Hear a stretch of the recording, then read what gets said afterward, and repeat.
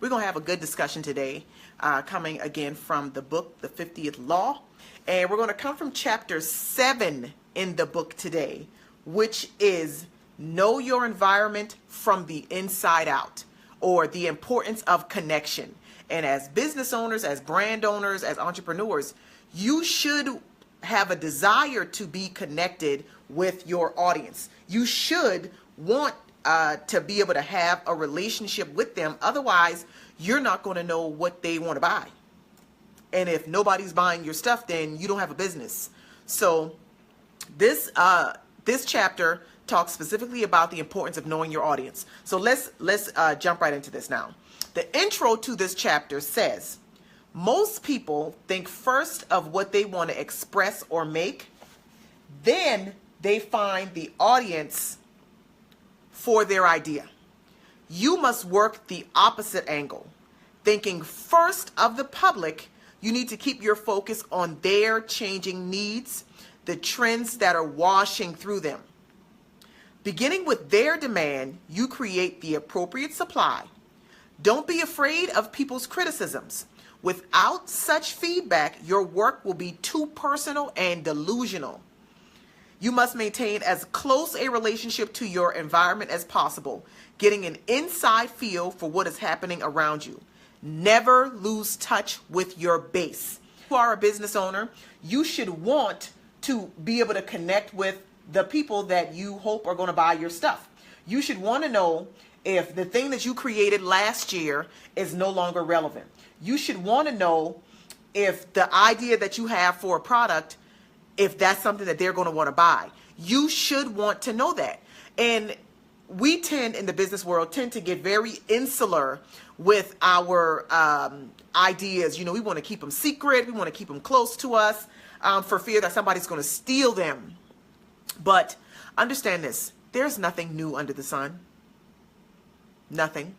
Somebody else probably is doing exactly what it is that you're thinking about doing. Somebody's probably already doing it.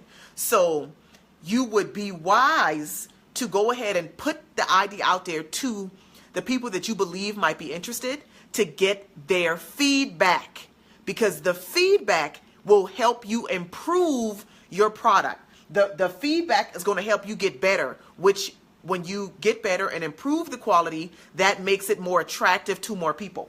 So let's talk about how 50 Cent employed this law in his life.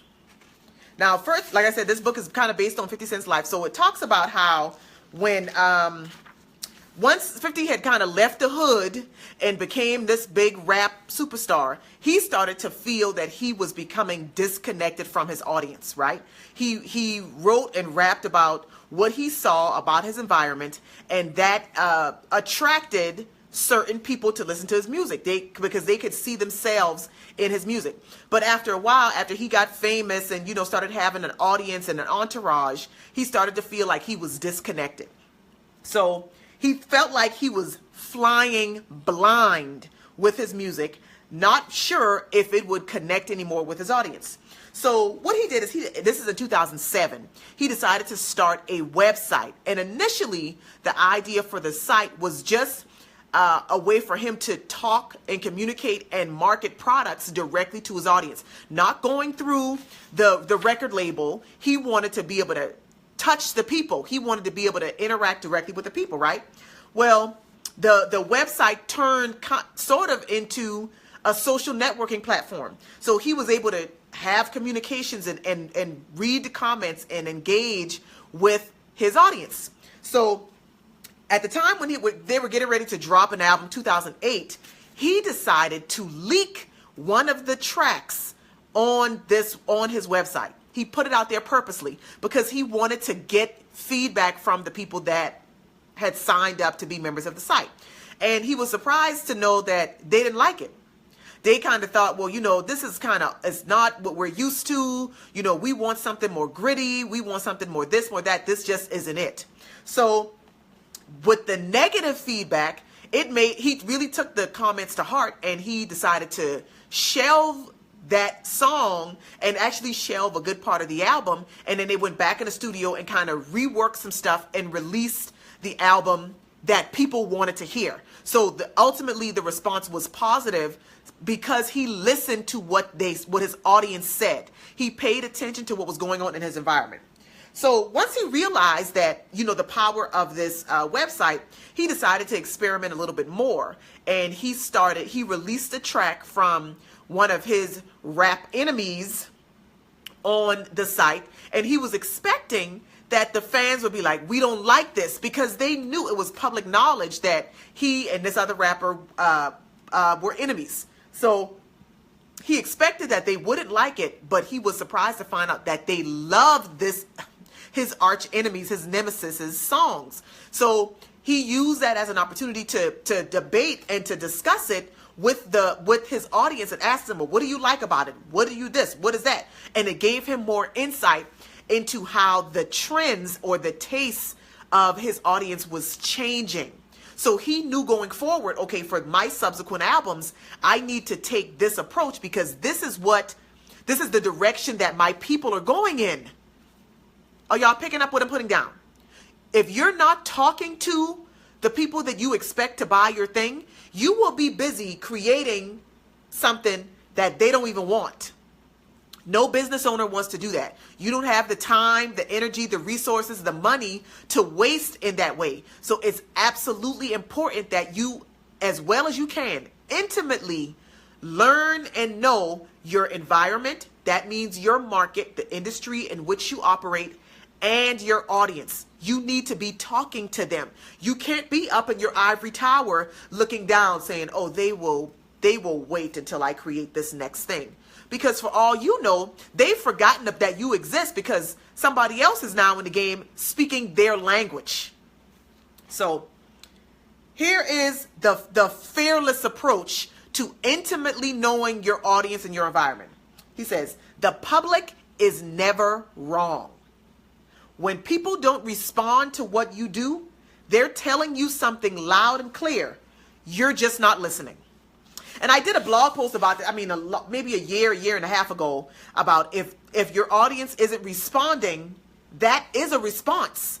If you're consistently finding that you're posting stuff and you're, writing the blog posts and maybe you're doing the live broadcast or maybe you're doing the videos and nobody's responding, over time, that should be telling you something.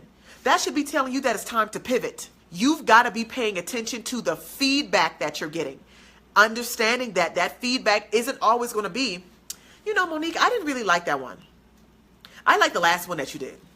Or, I really like this one. It's new. You should do more of that. That's not always going to be the feedback. Sometimes the feedback is going to be dead silence. Sometimes the feedback is going to be crickets. That means you need to change something. So in the book, he says, we live in an environment with human beings, right? Human beings want to connect. We have an innate desire to be connected with other human beings. So to know people well, and that means knowing their differences, their nuances, and their emotions, it would give us a great sense of connection and power as a business owner. When you know what your audience likes, doesn't like, when you know what they respond to, when you know what their emotional triggers are, that gives you not only a sense of connection, but that gives you a sense of power because you can influence their behavior. We would know how to reach them, how to communicate more effectively, and influence their actions. But so often we remain on the outside, and which means we lack this power. So if we're not inside the arena with our audience, we're outside thinking that we know them, we're missing out. We're not operating in our power as business owners, as influencers, as brand owners. To connect to the environment in this way would mean having to move outside of ourselves, train our eyes on other people, but so often we tend to live in our heads, especially creative business owners. We have ideas all day long. We're writing things down. We might be planning. We might be doing this, that, or the other thing, but we are not talking to people. And because we're not talking to people, we're probably wasting time doing something that nobody's going to buy. We grow insensitive to people's differences and to the details that make them individuals. The source of your power is your sensitivity and closeness to the social environment.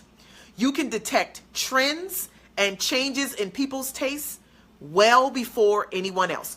So let's put this into a real world example. If you are in the room, and that room could be virtual, with people that you have identified that are your targets, people that at some point or another might want to buy the thing that you sell.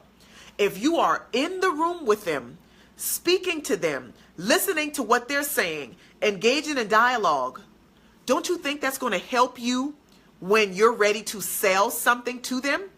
You are going to know exactly what they want, how they want it, what flavor, what time of day, what type of wrapping paper. You're going to know everything just because you've invested the time to get to know them.